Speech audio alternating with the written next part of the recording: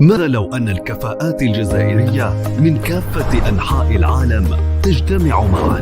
ماذا لو أن هذه الأدمغة بمختلف تخصصاتها تتكاثف لتطوير التعليم والبحث العلمي للنهوض بالجزائر في مختلف المجالات؟ هل تعتقد أن هذا مستحيل؟ أبداً، فالحلم يتحول إلى حقيقة من خلال الشبكة العالمية للعلماء الجزائريين إيناس. رغم أن إيناس هي مؤسسة غير ربحية وتعتمد فقط على تبرعات الأفراد، إلا أنها استطاعت أن تبني جسوراً من التعاون وتبادل الخبرات بين أبناء وطننا الحبيب من الداخل ومن مختلف بلدان العالم، ساعية لصقل المهارات واحتواء المواهب وتبادل الخبرات وإيصال التجارب النافعة لخدمة الوطن. Salam alaikum wa marhaba bikum معنا dans un nouveau webinaire de l'association INAS, International Network of Algerian Scientists. معكم Mohamed Amrouche, je suis le project leader de cette initiative Geoscience and Renewable Energies.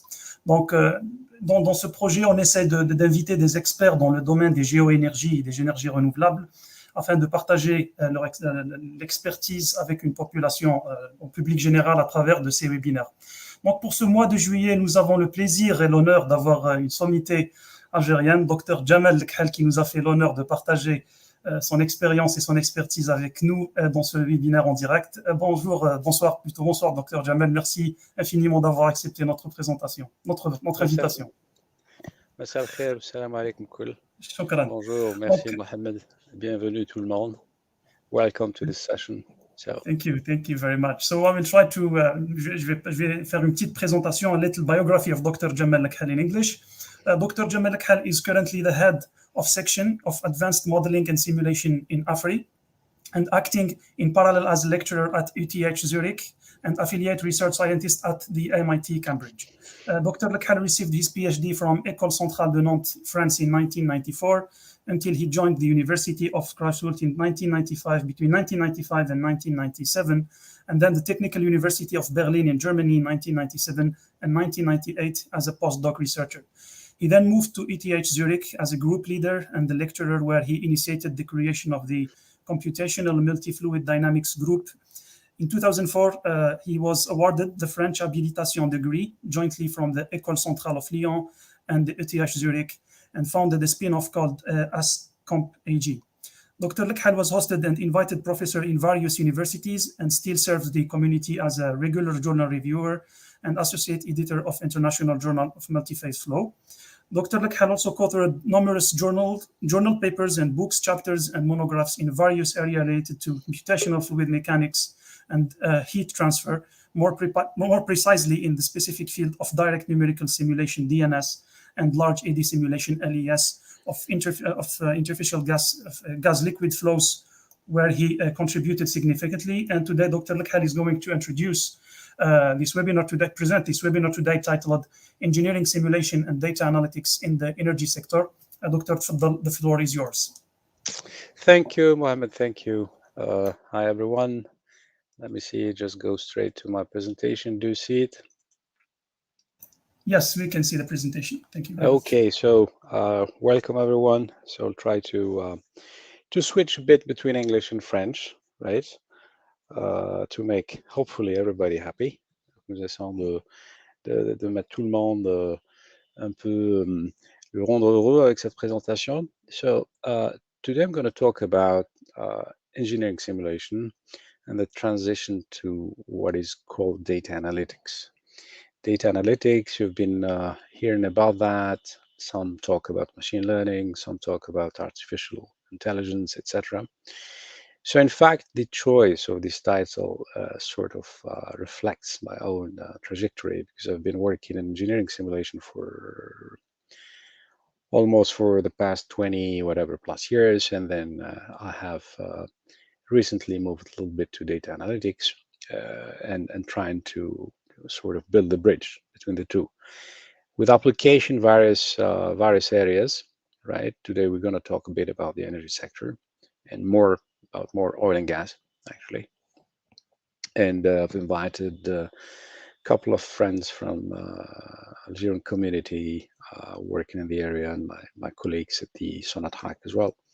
Hopefully they are here, and I'm sure some of them will be here. So I wanted to talk about a bit of the past, what we've been doing in the engineering simulation sector and this transition data analytics. But I want to first, I mean, Mohammed said a few words about myself. Thanks. So I lead this department called Advanced Modeling Simulation. We're sort of the hub of the big company, engineering company called AFRI, which is a conglomeration of various companies worldwide.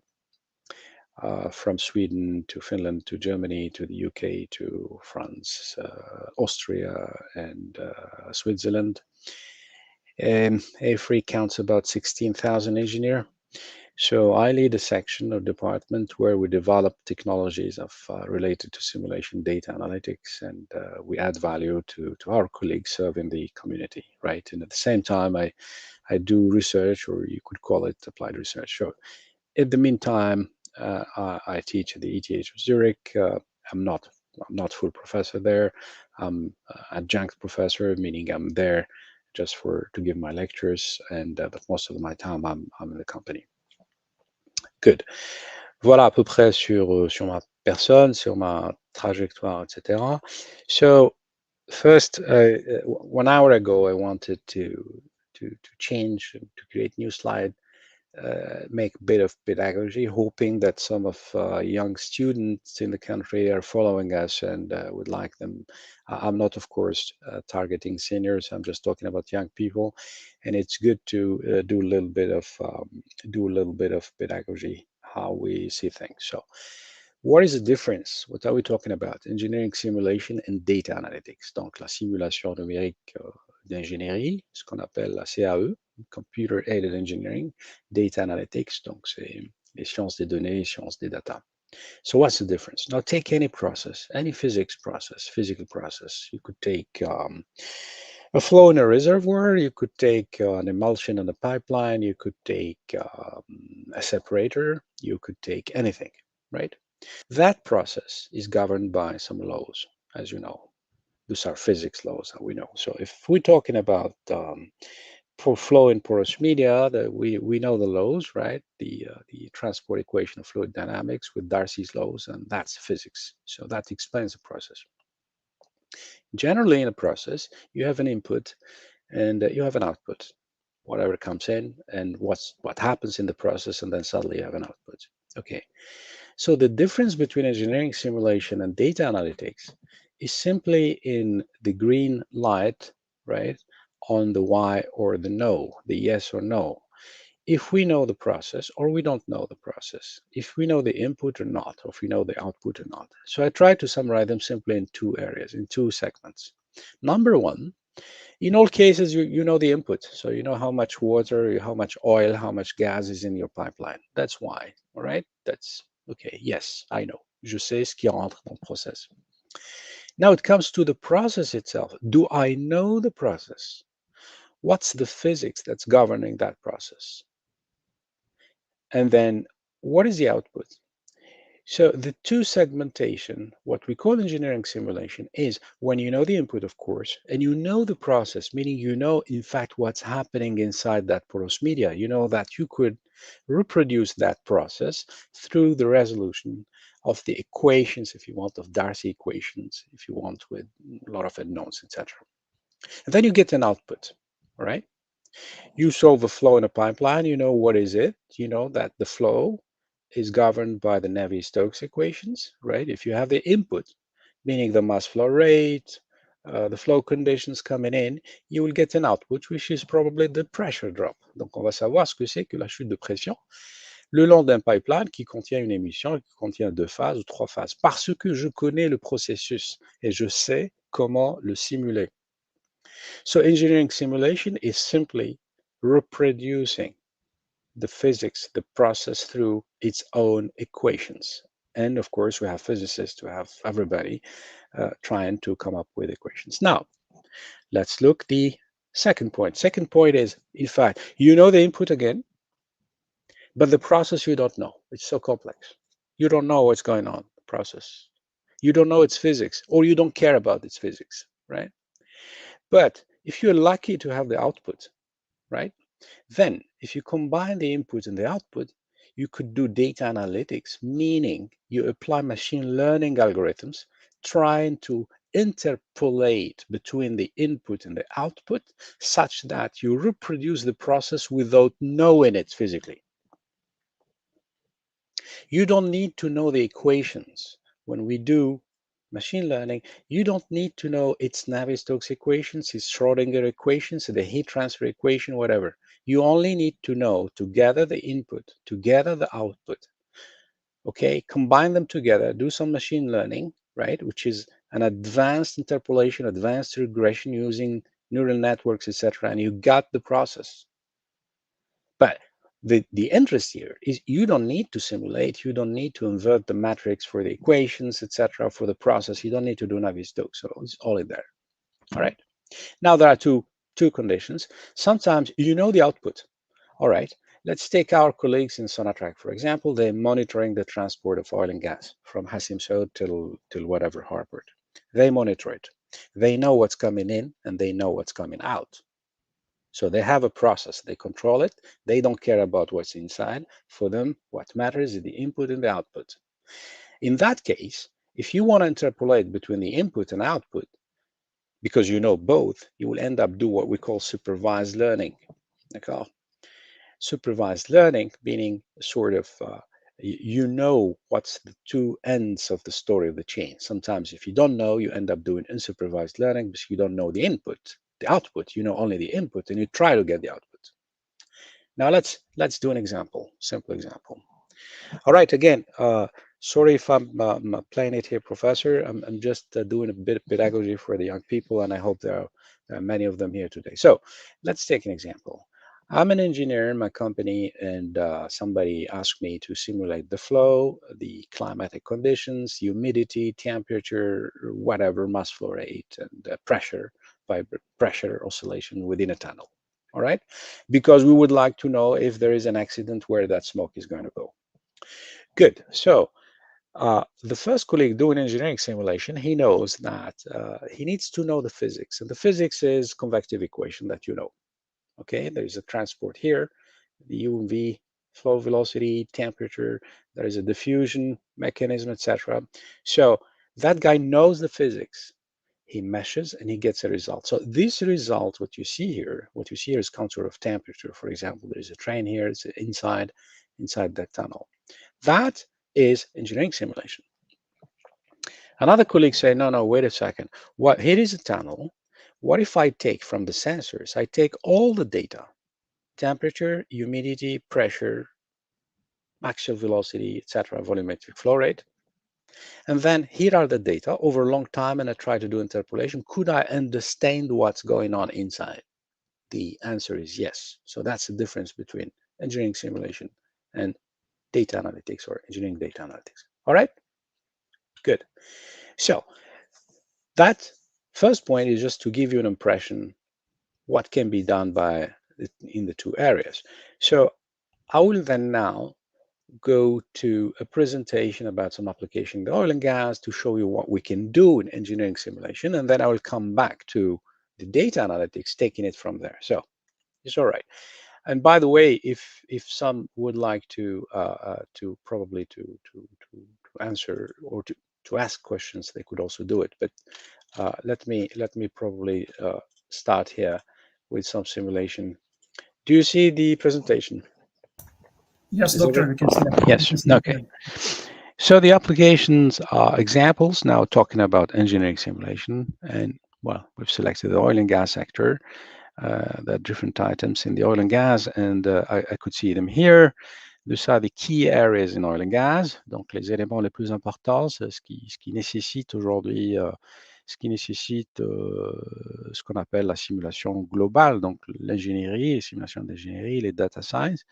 Dans la production, enhanced oil recovery, donc les puits, le flow assurance. Flow assurance, c'est voilà, c'est comment on s'assure que le process est bon de A à Z et qu'il n'y a pas une cassure quelque part, il n'y a pas un événement qui arrête une production, un transport, etc. Donc, on doit s'assurer que tout se passe bien, les processes, les surface processes, etc. So in all these areas, you have or there is a need to do simulations, and I'll give you just some examples. Okay, now if you want to do simulation in areas as complex as fluid flow in the oil and gas sector, you have to be sure that that engine you're using, right, is capable to reproduce the most important physics, right, which is in the system. So the first thing is the heart or the kernel of that engine, of that simulator, is capable, the simulator is capable to resolve the fluid flow equations at the basics, right? And resolve them in a way that it's capable to predict somehow the effect of turbulence, etc. That happens. You know, turbulence increases the friction, etc. Kills the momentum of the flow, but increase the friction, but increase the mixing, etc. Then there will be some layers of complexities on top of it because you're dealing with oil and gas. The first of all, oil and gas is a multi-phase flow system, and multi-phase flow may appear as particle flow, right? Particles in a fluid flow. It could appear as interfaces, two interfaces, very sharp, separating between two flows, for example, a slag flow, right? We'll show, or mixtures where you have everything so mixed together. When you deal with physics related involving particles, there are plenty of things that you need to look at, right? Particles, if they have heat transfer or not, if they are dense particles, meaning they collide to each other, if the particles are affecting the flow, meaning they disturb the flow, or just the passive scalar, etc. Are they dispersed by turbulence or not? What happens near the wall? Is there a slip between, what's the slip? What's the difference between the velocity of the particles and the flow, etc.? Now, if you deal with interfaces, you need to know what happens across the interface. You need to know or take into account the dynamic of the contact angle, because there will be some some effect of contact angle. Are the phases miscible? Is there any cavitation, etc., etc. in terms of mixing? Once that is done, then you go finally to the third level, pretty complex, where you deal with oil rheology, because that's non-Newtonian. You have to deal with its own viscoelasticity, right? The compressibility of the multiphase. If you have some flashing, right? You could couple it with some 1D tools. Donc, en général, les collègues du secteur pétrolier n'utilisent pas beaucoup la simulation 3D, ils utilisent beaucoup plus les codes 1D unidimensionnels parce qu'ils sont obligés de simuler l'écoulement à partir de la source jusqu'à l'arrivée, des fois des centaines de kilomètres, et ils n'utilisent pas la 3D comme moi je fais. In case, for example, you have some hydrates, donc il y a peut-être des hydrates, de la glace, si vous voulez, qui se forment à cause de la température, etc., de la pression. Donc, il y a des conditions thermodynamiques précises qui vont aider à ce que les hydrates se forment. If there is any mass transfer, s'il y a du transfert de la masse entre une phase ou l'autre, etc. Donc, en résumé, si nous voulons traiter des sujets relatifs au pétrole et gaz, par exemple, et avec des outils de simulation physique, ben, c'est une tonne de modèles qu'il faut savoir connaître, et il faut bien les mettre dans les codes de calcul, etc. C'est énorme. C'est déjà pour ça que ça donne l'idée que peut-être passant par là, en faisant juste ou souvent, ou comme on peut, si on peut faire du data analytics, c'est peut-être intéressant. On ne va pas être obligé de faire tout ça, tout ce que je montre ici. All right. Let's see a little bit what is happening in terms of production today, what can be done, and where these advanced simulations, the way we've been doing it, we had done it in the past. So production systems, right? En termes de production, there is a growing demand, there is a need for sustainable operation. Of course, a declining production, les puits déclinent de plus en plus. It's difficult to get oil without doing some, high resolution subsurface or enhanced oil recovery, etc., etc. So we need to do some advanced CFD, or what we call CMFD, meaning computational multi-fluid dynamics, right? The ability to predict these complex situations with the new physics in real geometries, to understand the process existing in these new technologies, etc., etc., etc. And if you have to take decision, you've got to take them on firmer grounds, right?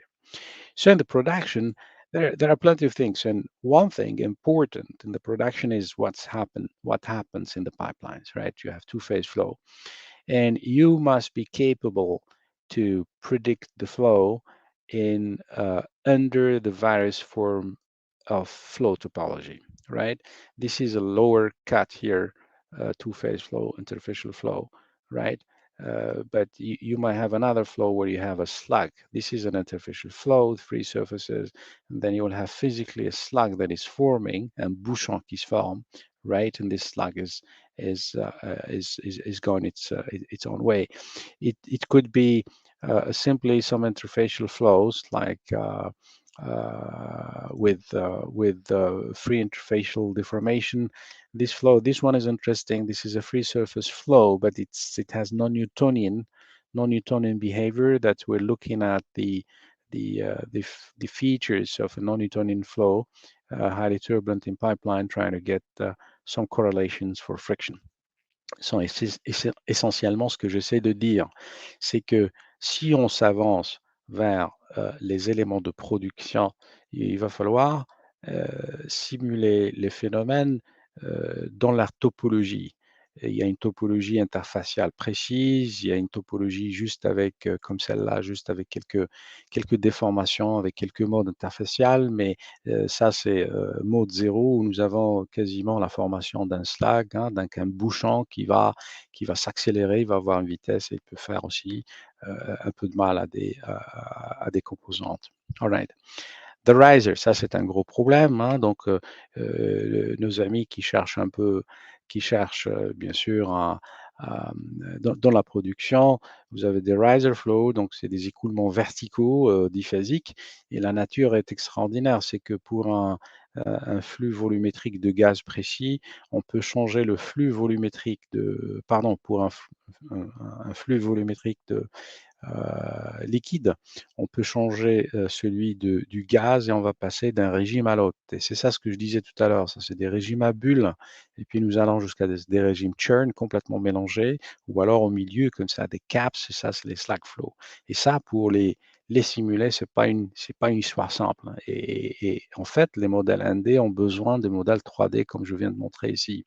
So, for example, the case I'm showing here on the left, that's a case where we have a purely bubbly flow. So we are basically simulating the liquid, and at the same time we simulating the bubble dynamics, so the number of bubbles, etc. And that's the other extreme where we have this slag flow inside, right? And this is another technology. The other technology which is dealing with interfaces, we could see it in another complex flow. That's the film flow, multi-phase flow with film, which is near the wall, the film here. So you see two phases, right? And you see all these waves here developing, right? So those are the some of the application that we see, in fact, in the production. Let's look at another example. That's a downhole pump, right, in ESP. And we want to look again to the erosion here of the rotating part of the pump due to particles, all right? And you could see this is a very advanced simulation because we're tackling, first we are rotating the solid surface, right? We're doing fluid structure interaction, right? And we have a turbulent flow, and then we have the particles with different size of sand, and you see the greens are small, the red are larger, and then we will count every particle hitting the stator, the fixed part, and we get an erosion rate like this. So it's a direct simulation of the erosion rate. There is no model. So basically, we count each particles hitting the inside of the stator. Donc là, l'intérêt, c'est être capable de faire un écoulement turbulent, la rotation de l'objet solide, rigid body, et le transport des particules solides de différentes tailles. Et après, on va collectionner leur trajectoire, suivre leur trajectoire et collectionner, collectionner ou essayer de faire une topographie, une topologie de l'érosion sur la partie statique. All right. Some other flow problems that we're looking at in the oil and gas is essentially the vibration of multi-phase flow in flow lines, right? So if you have a flow which is bubbly, mixed, you don't see anything, right? The effect on the elbow is not like if you have it this way, right? So the effect on the elbow is really critical here as well, depending on the nature of the flow, because this flow here is sort of oscillating and it will create a fatigue at the elbow sooner or later, which is not the case of this homogeneous bubbly flow. All right, so other people, of course, are looking at the erosion of pipes and conduits. This is also could be treated also with this advanced simulation, where basically we look into the this concentration here. We get it through three-dimensional simulation concentration of the solid phase, right, where it hits at the end, and then out of it we sort of extract the sort of erosion rate hitting that elbow. Okay, let me look at flow assurance, second part. Flow assurance is, as I said, is a critical point, right? And in flow assurance, what are the areas that really create problems? Qu'est-ce qui va pas? All right. So there is a challenge that companies face several production challenges in designing, operating long multi-phase flow pipeline systems, but there will be a creation of something that is causing troubles. It could be asphalt N, it could be sand particles, it could be hydrate forming like ice, and if something like this happens, then imagine the production is stopped. The problem is if you have ice, hydrates in a pipeline, subsea pipeline, for example, right?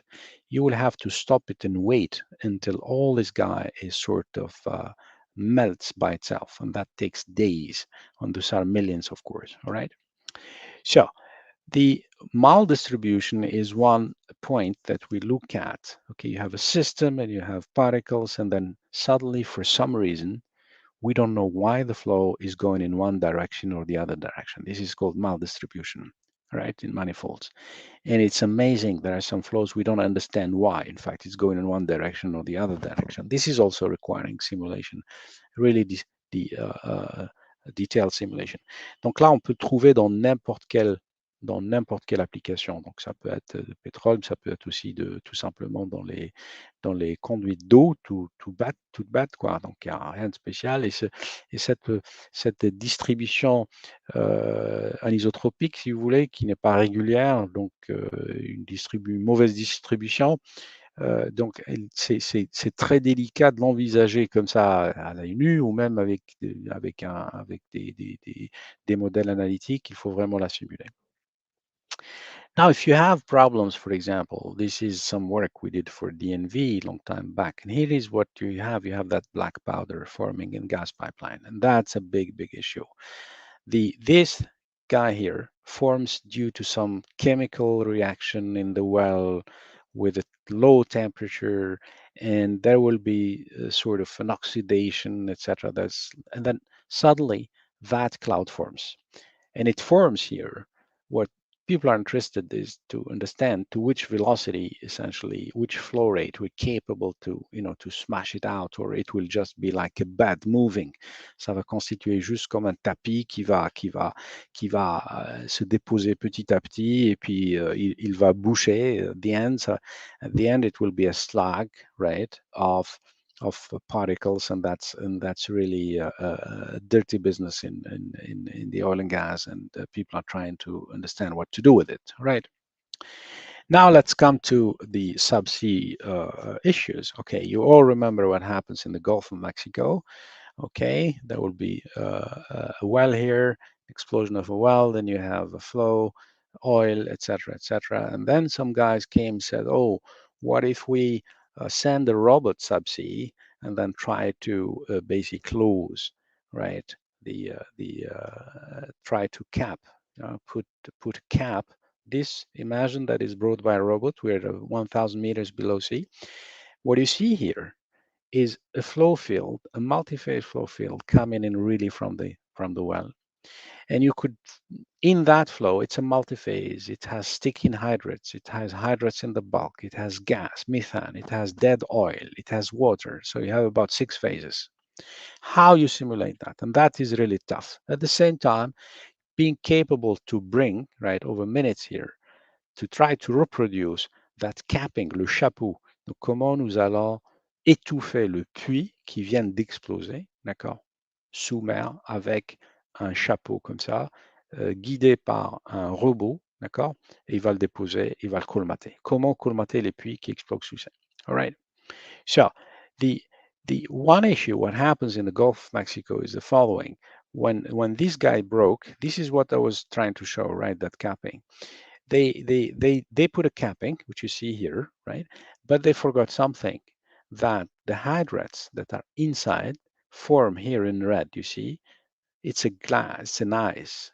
It closes basically the capping system, right? And what happens is everything will go out, right? Because it was closed here, almost like you've created ice that came and that plugs the system. Donc en fait, il a été bouché, le système qui a été mis dessus. En fait, il a des pipes ici pour récupérer au départ. Ils ont mis le chapeau, d'accord, la canopée, avec des pipes pour essayer d'extraire tous les hydrates. Mais les hydrates, non. Ils se sont coulés un peu comme on voit ici, comme et ça, ce sont les types de simulation extrêmement complexes. Vous voyez, au départ, il n'y a que des hydrates qui sortent, mais petit à petit du gaz, et puis petit à petit, les hydrates vont former parce que la température est basse et la pression est haute et trop forte à cause de l'eau. Nous avons ici 1 kilomètre d'eau, si vous voulez, ρGH, c'est ça la pression. All right. So the work we did for Total is way more complex. Is in fact what you see here. This is same project we did for Total for years of work, and this year you see here is the different phases coming in, and you see what's basically what is basically in black. These are the zones where we have this hydrate volume fraction here increasing 57%, and it's almost about to close it. Right now, what did we do here? It's not just a simulation that showing how the flow is. In fact, we were injecting at the same time methanol, injecting hot water, and trying to explain where should we inject the methanol. This place, here, how much we should inject the methanol. The methanol or the hot water that actually help not to plug the system. D'accord? Donc, il ne s'agit pas seulement de faire la simulation, mais surtout montrer quels sont les endroits où nous devons faire attention, nous devons injecter le méthanol ou l'eau chaude, et c'est pour essayer de diluer tout ce qui se passe. Right, so some other exercises where you have what we call loss of buoyancy in the floating platforms. Vous avez des plateformes flottantes ici. Ben, il se peut que s'il y a un puits de gaz en bas avec du méthane, bah, imaginez, qu'est-ce qui va se passer? C'est que le méthane, la densité, c'est une densité de gaz qui va petit à petit creuser, et en fait, il va se passer que la plateforme, elle peut tout simplement, voilà, se retrouver au fond de l'eau, parce que vous n'avez plus la densité de l'eau. Au-dessous, vous avez la densité quasiment de l'air. Voilà. All right, surface processes. There are different surface processes that the oil and gas can deal with. One of these is, that which is called the pigging.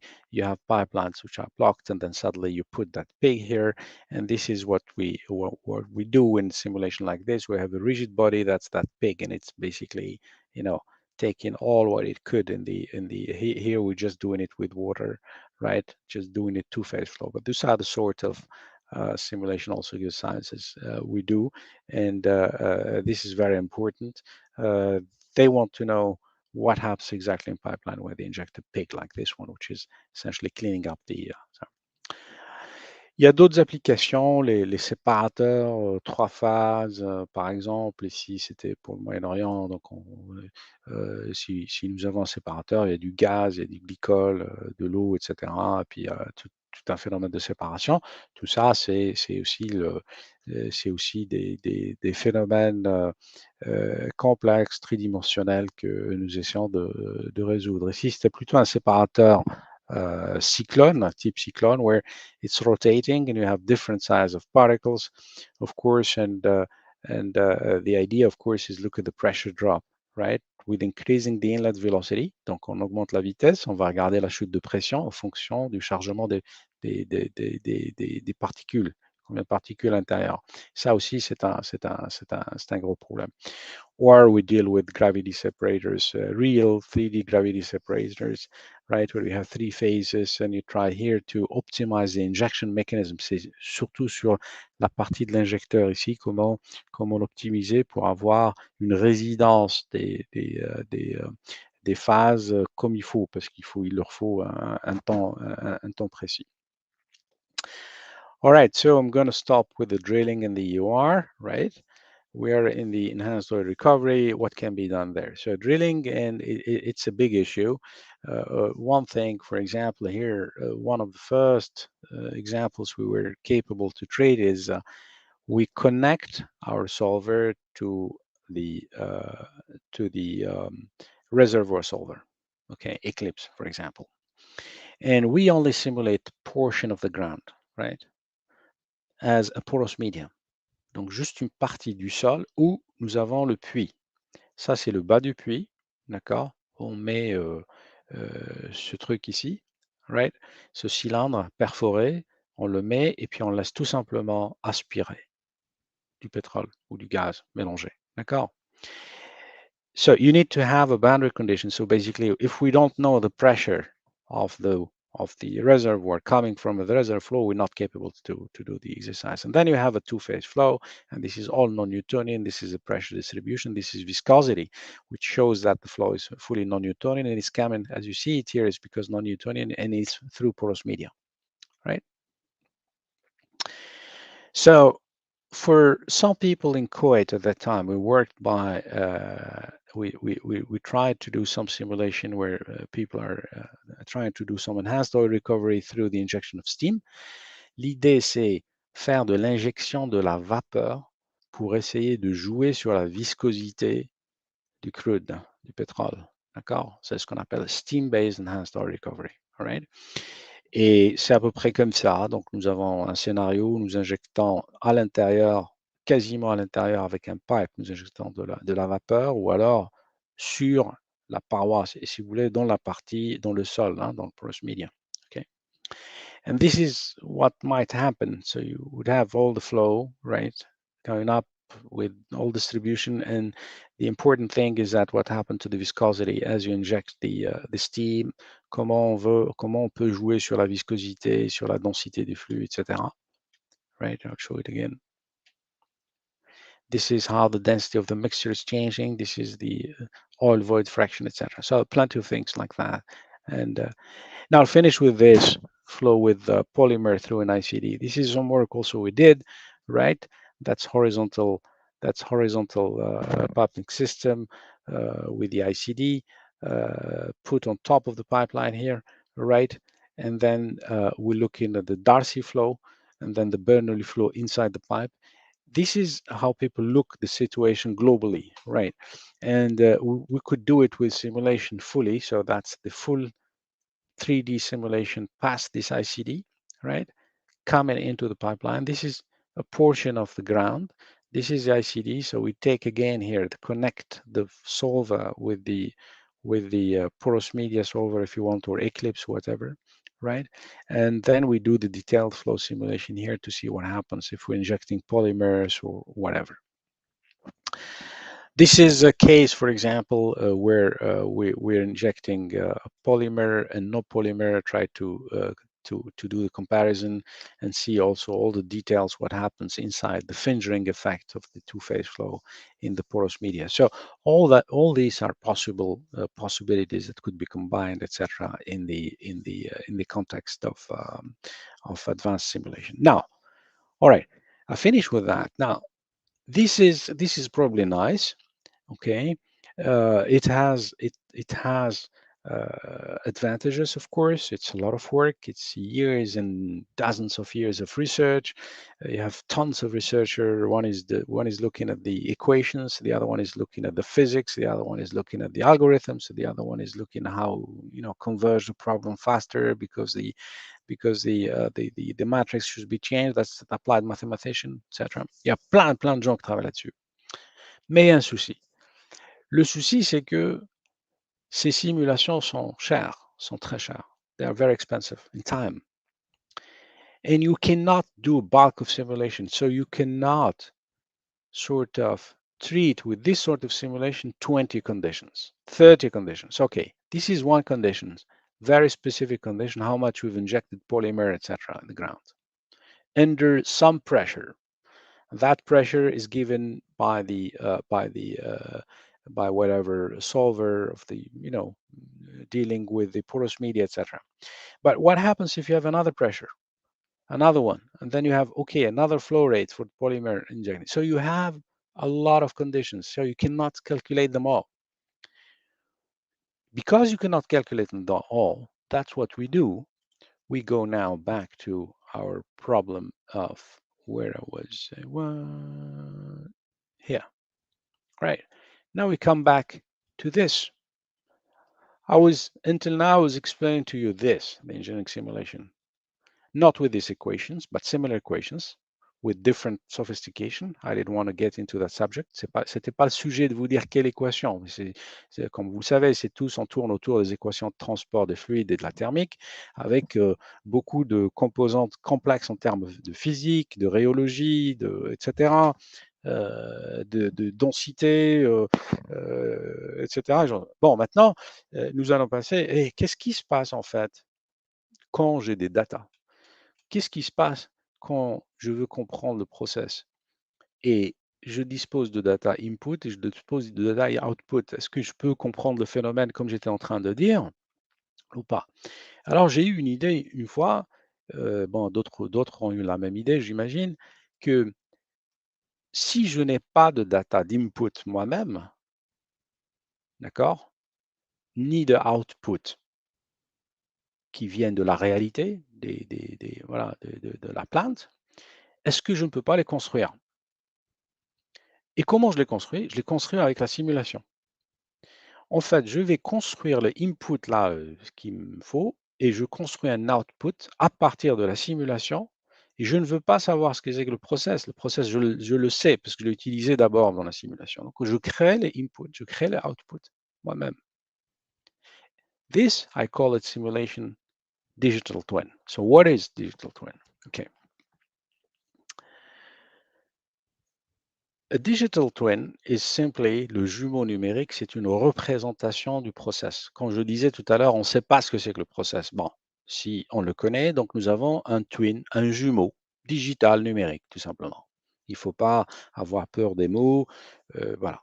Now, simulation digital twin is in fact when I create a digital twin, meaning a replicate of the process, of this process, but not through real input data, but through simulation data. OK? Qu'est-ce que je fais? Voilà. Je prends un simulateur. Alors, je prends Eclipse, si vous voulez, les gens qui font de la simulation de réservoir. Et ils vont faire X calculs. Chaque calcul a des conditions précises. Run 1 until run X. From each simulation, they will determine or calculate the main figure of merit. Le résultat le plus important. Ça peut être en aérodynamique les forces, donc traîner, voilà, drag, portance, l'efficacité, pressure drop, perte de pression, etc. Donc les éléments le plus importants. D'accord? Ils vont les calculer. Et ils vont créer une flow database qui est synthétique, donc une database d'écoulement ou de renseignement qui est synthétique, qui est créée de toutes pièces à partir du simulateur. Et à partir de là, nous allons faire du machine learning pour calculer, créer un simulation digital twin. Non, ce simulation engine peut être un simulateur de géophysique, ça peut être Olga qui fait du transport sur 300 km, ça peut être n'importe quoi, mais ça peut être de la CFD, ça peut être structural mechanic, anything.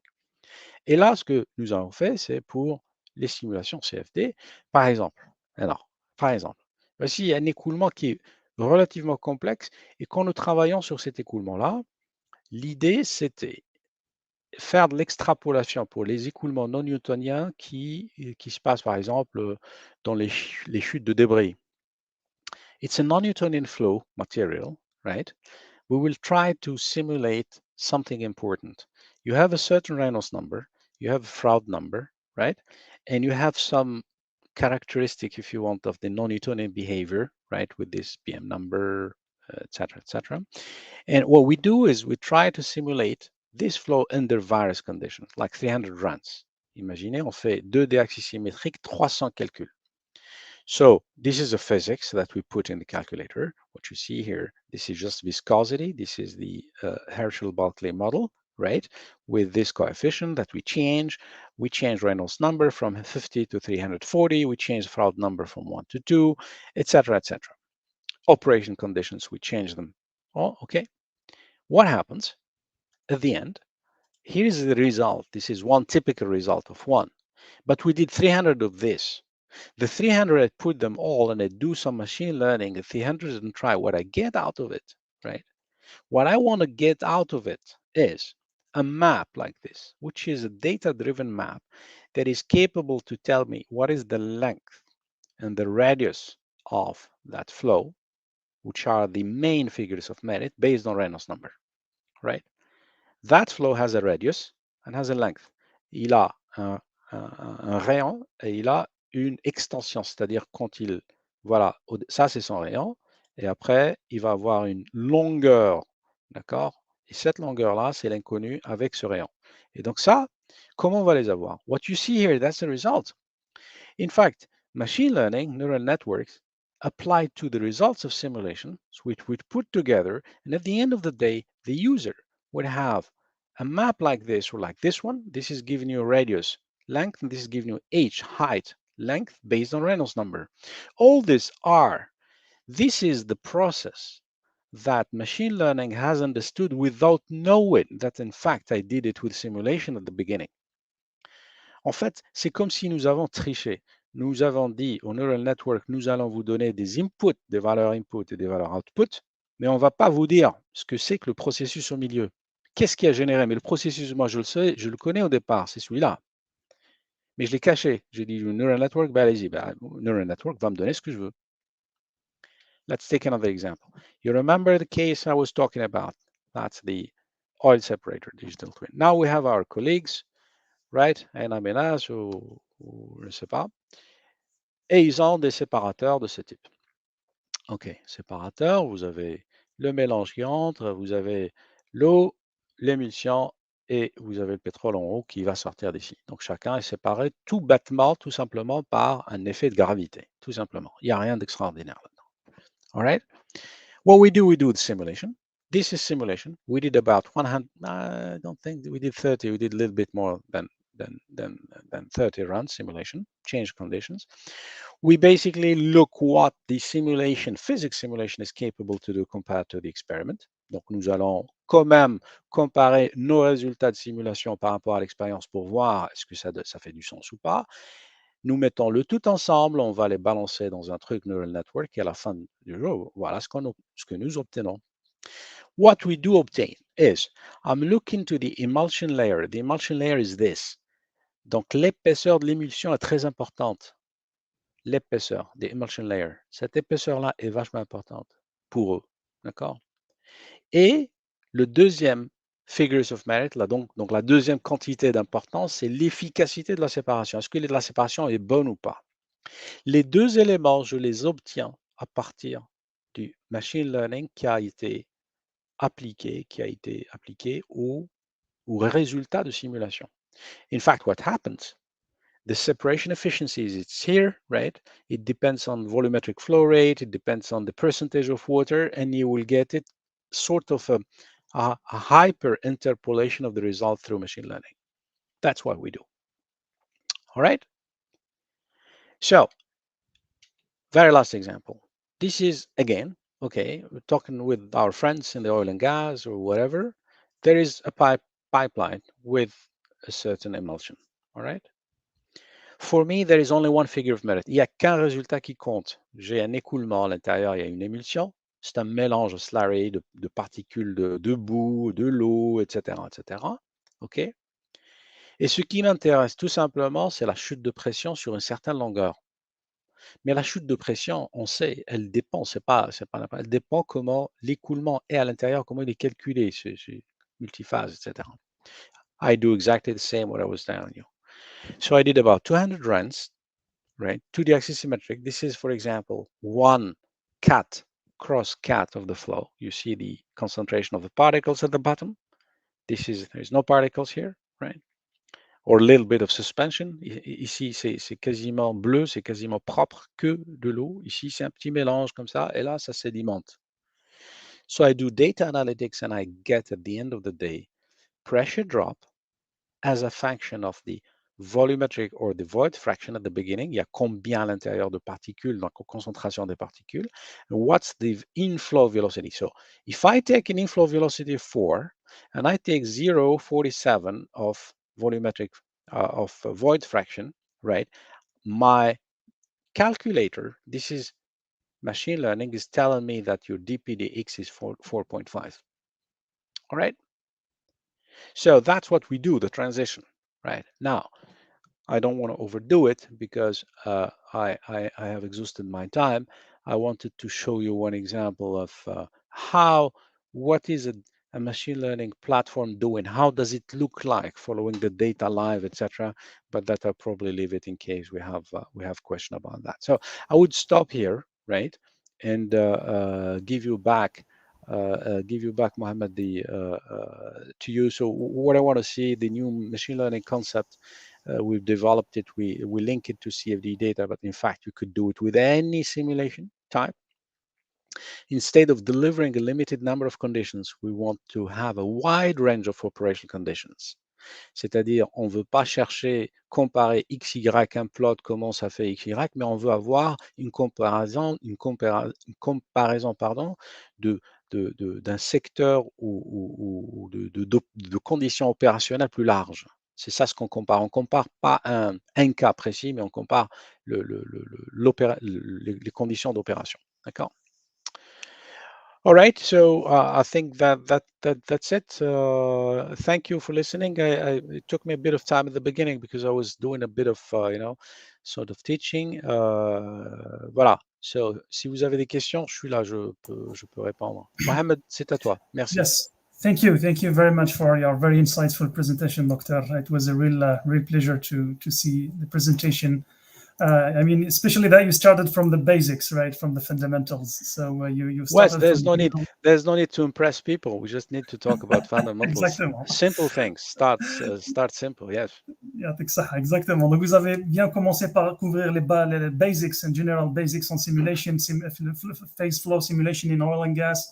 You also shared with us some very interesting case studies of flow insurance and problems that we can face on the field. Right.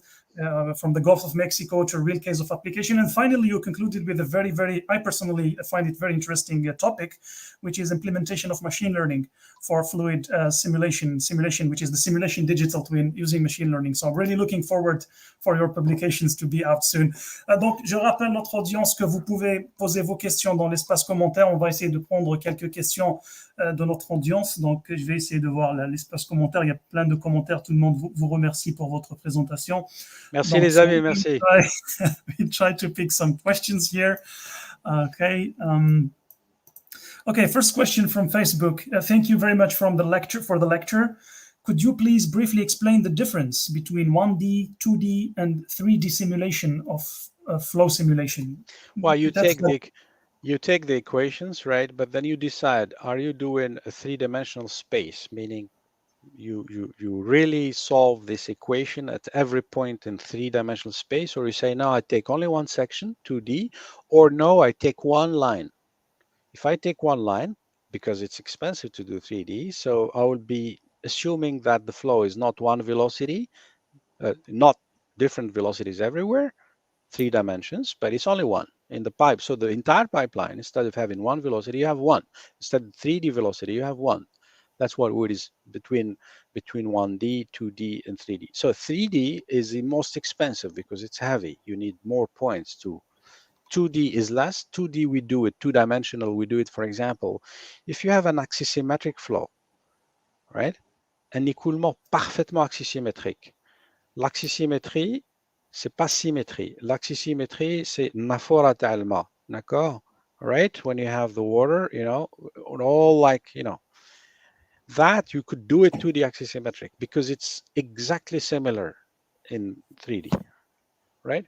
1D is simply one-dimensional pipeline. Go ahead, another question. Thank you very much for your. We will pick up another question from Facebook. Salam alaikum, mutshaffa bikum Oustad. Je veux savoir si vous avez travaillé sur les codes de calcul comme Abacus, Anisys, SolidWorks pour simulation des matériaux FGM pour formation, même payante, afin que je puisse utiliser sur mon PhD. Maître assistant, cordialement. Maybe some word about available commercial softwares or open source softwares. Yeah. Well, there are plenty of course, available softwares, commercial softwares, but, puisque la question en français, je vais répondre en français. Moi, j'aime pas trop les codes commerciaux pour la recherche parce qu'on n'apprend pas beaucoup. On ne sait pas ce qu'il y a à l'intérieur. Moi, je suis plutôt pour des codes open source, d'accord? Et on rentre avec une communauté de développeurs. On apprend à développer nous-mêmes. On fait des choses, on se trempe, on se casse la tête et c'est comme ça qu'on devient expert. On sait ce qu'il y a à l'intérieur. Maintenant, prendre un solver, un 6 qui coûte une fortune, etc. Moi aussi, j'ai un code de calcul, si vous voulez, commercial, Transat, notre code de calcul, mais aller à l'intérieur, je parle des chercheurs et tout, il n'y a pas mieux. Il n'y a pas vraiment mieux, quoi. On comprend ce qui se passe et en plus, il y a des forums, si vous voulez, il y a des forums ouverts. Aujourd'hui, on peut tout trouver sur le net. C'est des forums d'utilisateurs d'un code de calcul qui est ouvert. Et puis, et chacun dit, voilà ce que j'ai apporté. À la fin, j'ai apporté quelque chose. D'accord? Voilà ma réponse. Next question. Merci. Thank you very much. I totally agree that openness actually is very, very important in nowadays. Yes. Okay, pick another question here. Okay. Any explanation about porous medium effect on flow parameters? Well, the effect of porous medium on the flow parameters. Now the porous media has, of course, has its own physics, and the flow through porous media has of course obeys a little bit to the porosity and the permeability of the system around it. So it's coupled. There's not one that has effect on the other, but both, right? It's pretty complex. It's pretty complicated how to deal with multi-phase flow and porous media, really at the micro scale, etc. What is important is there is something probably I should have. Let me just very rapidly. No, that's not this one. No, yeah. I thought I have a presentation about it, but wait. No,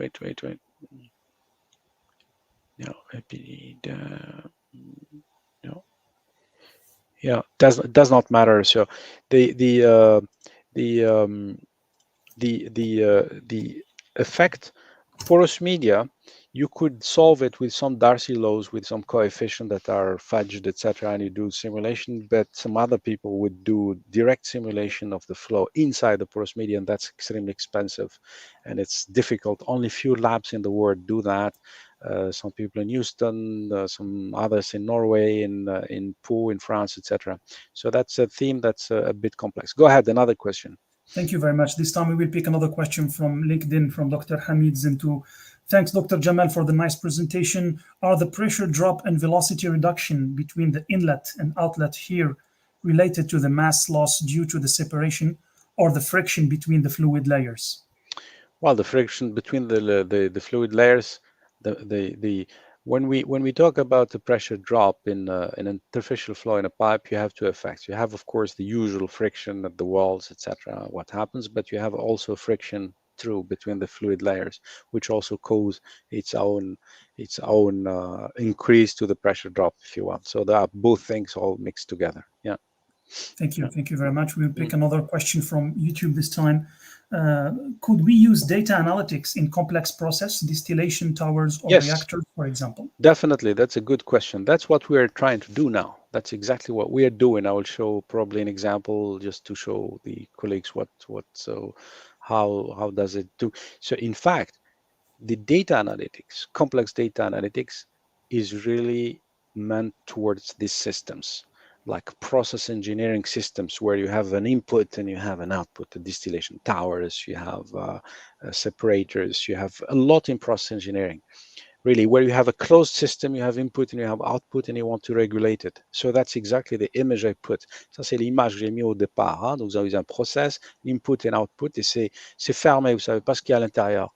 But if you have enough data here and here, you interpolate using some neural networks, etc., and then you get an explanation. Next question. Thank you very much. Surya. Let me pick another questions. We have so many comments here, and I will just pick another one. From Facebook. Bonjour professeur, merci pour cette conférence très complète et importante. Ma question est sur le problème sur la disponibilité des données de pression. Que pensez-vous de l'approche vorticité fonction de courant pour dépasser cette difficulté et résoudre avec une méthode itérative? Non, là je regrette, Madame Mademoiselle Brûlé, ça c'est une question qui a été tranchée il y a 20 ans, 30 ans. Parce qu'au départ, j'explique un peu aux mécaniciens des fluides comment ça se passe. Au départ, il y a des gens qui sont allés dans la direction de vorticité, fonction de vorticité de courant pour résoudre les équations de l'écoulement. Et les autres, ils utilisent ce qu'on appelle la formulation vitesse. La différence entre les deux, c'est que la formulation vitesse, elle a besoin d'un système itératif pression-vitesse. Pression-vitesse. Pour réguler, on calcule la vitesse et après on va essayer de faire des itérations à l'intérieur pour ajuster la pression à la vitesse. Ce qu'on n'a pas dans la formulation vorticité fonction de courant. Mais les gens finalement disent non, c'est pas la peine, vorticité fonction de courant. On sait très bien comment faire aujourd'hui avec l'itératif, avec des schémas simple, simplest, simple C, etc. pour ajuster la pression au champ de vitesse et vice versa. Donc ne perdez pas de temps là-dedans. Voilà. Merci. Another question. Merci. For other questions, we have especially comments. For example, thank you for this amazing presentation. I'm active in the field of reinforcement learning, and the information you shared are really helpful. From Rahim. Good. We have another comment. Another comments in LinkedIn. Very interesting presentation. Thanks. We are developing code of simulation of heat transfer in spherical gap reactor, stirred vessel, spherical reservoir. Will be very interesting to exchange. Good.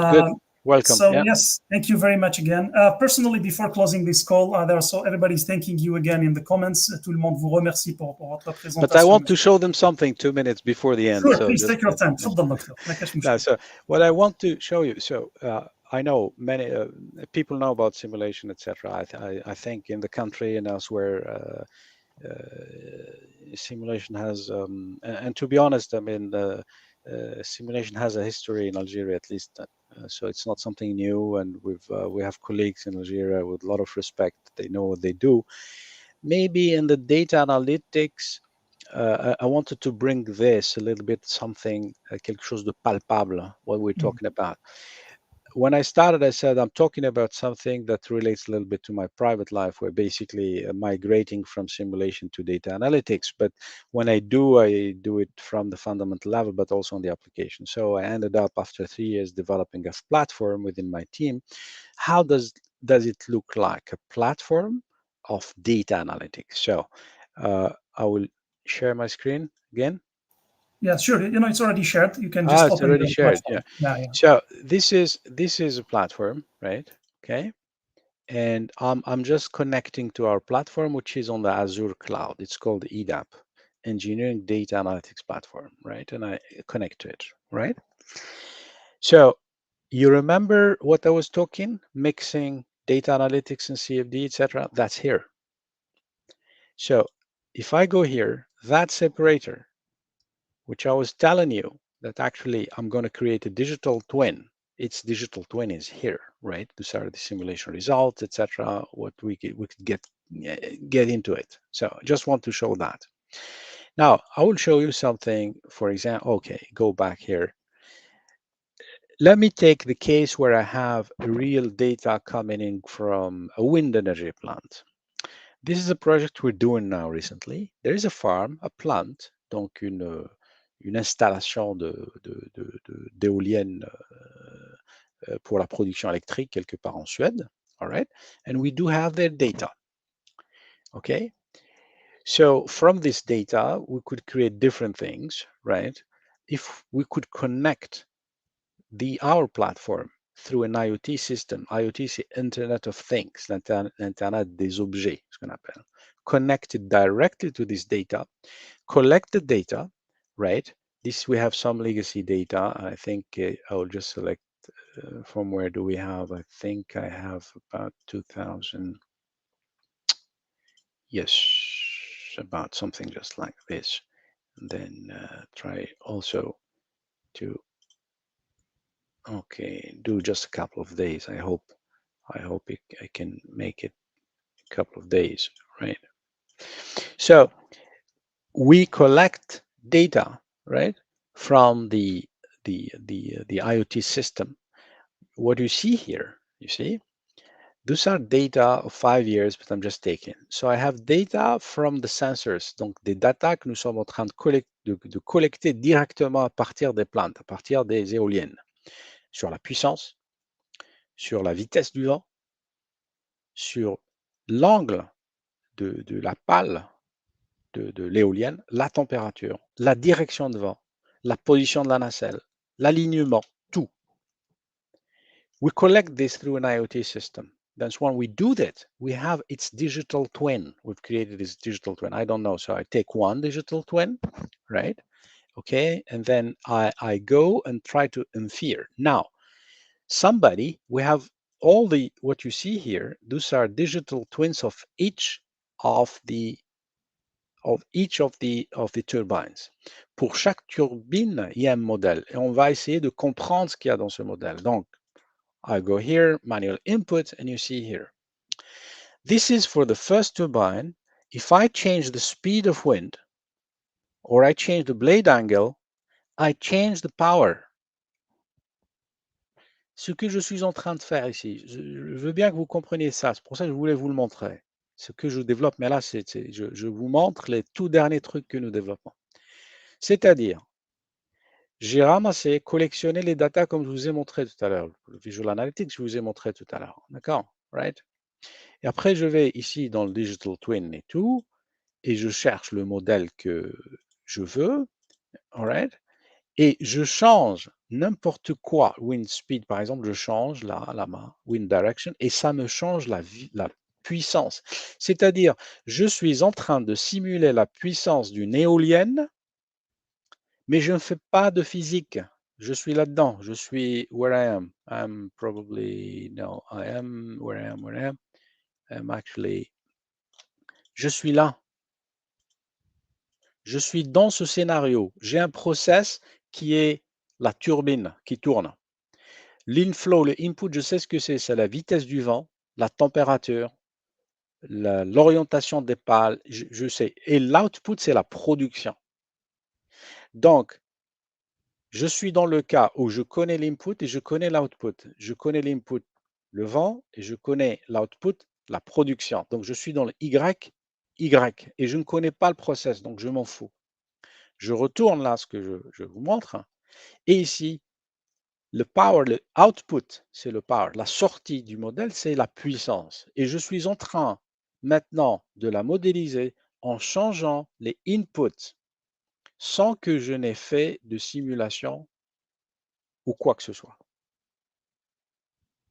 I hope I've given you, I wanted really to show you really what we're doing at the very last stage. What does it mean? It's not only PowerPoint. We really develop things, and I really hope that you, the message is that you got the message. All right, Mohammed, c'est bon? Yeah. Yes. Thank you very much, Doctor. It was really important to highlight the importance of cloud computing and modern machine learning and data analytics to solve problems. I mean, the whole industry is transforming, right? Donc, c'est tout le monde qui est en train de se mettre à ces nouvelles technologies. Et vous avez très bien fait de partager avec nous un exemple concret de comment le data analytics, l'analyse des big data peut nous faciliter la vie dans ce qui concerne les simulations. Voilà. Any other question if you want, otherwise... So yeah, before closing, I have personally one maybe final question for you. Yes. Donc, according from your experience, quel genre de conseils pouvez-vous donner et quel genre de problèmes on rencontre généralement en Algérie lorsqu'il s'agit de flow simulation ou la flow insurance, for example, in case of Algeria, maybe in a nutshell. It depends if it's in the oil and gas. Our colleagues, they know what they do in Sonatrach, and so they really they are aware about everything, and there's nothing to show them, to tell them. Maybe a few things that are specific to some project we've done. Well, fluid flow, it's everywhere. There is the environmental part, which is important now today. From pollution to water, the rivers, the sea, even if you have desalination issues, right, in the shore. Il y a vraiment beaucoup d'applications. Par contre, maintenant, en Algérie, faire de la simulation des fluides sur des avions, c'est pas vraiment l'utilité, mais il y a plein de choses. Mais je connais plein d'Algériens que je rencontrais dans les conférences qui font des choses intéressantes à leur niveau. Il y a un groupe à Béchar, c'est des amis à moi qui faisaient beaucoup de simulations sur les problèmes simples de séchage et tout, végétal et tout, et dans les serres. Et c'est ça ce qu'il faut regarder, pas des choses compliquées. Par contre, sur le data analytics, je pense qu'il y a quelque chose à jouer aujourd'hui, et j'invite beaucoup les amis qui nous écoutent, les jeunes beaucoup plus, de s'investir sur les nets. Il y a plein de réseaux, il y a plein de cours à prendre, il y a plein de certificats pour rien du tout, beaucoup sont gratuits, pour apprendre ces nouvelles technologies, apprendre à coder soi-même avec des trucs de Python et tout, et essayer un tout petit peu d'oublier cette histoire d'outils qui sont ready et vous appuyez un bouton, vous avez des résultats, vous faites une thèse. C'est pas ça. Il faut vraiment, you know why? We always have development needed. If I see, of course, some of our guys capable to do it in the country, and we could ask them to help us to do the work for us. The thing is that there is a gap between the reality of what's going on now and what's en gros, et c'est pas politique, hein, mais en gros, on n'a pas besoin en Algérie d'avoir une école créée nouvelle data analytics pour faire data analytics. Tous les universitaires, tous les mathématiciens, physiciens de l'Algérie peuvent faire ça, et everything's available today. All right. What else, Mohammed? Thank you very much for the very insightful comments and the closing. I think we can't close better than this for the very precious advice. This is why I always repeat, I mean, in the age of internet, ignorance is a choice. Donc, exactly. Docteur, merci infiniment. Donc, on va pas essayer de vous retenir encore plus. Il est déjà 1 heure un peu passé. Donc, it was very, very, very a big honor for us to have you. I would like to also thank all our audience watching live, and also the audience who will probably watch the recording later. I remind you that this project advances in geoenergies and renewables. We invite monthly experts. Each month, we invite one specific topic to discuss energy sector problematics and research, so that we can spread the science within our community in Algeria. Again, thank you very much, Doctor, for your very nice presentation, and thanks for the audience, and hope to see you again soon, inshallah. Thank you very much. Bye-bye. Assalamu alaikum. Bye.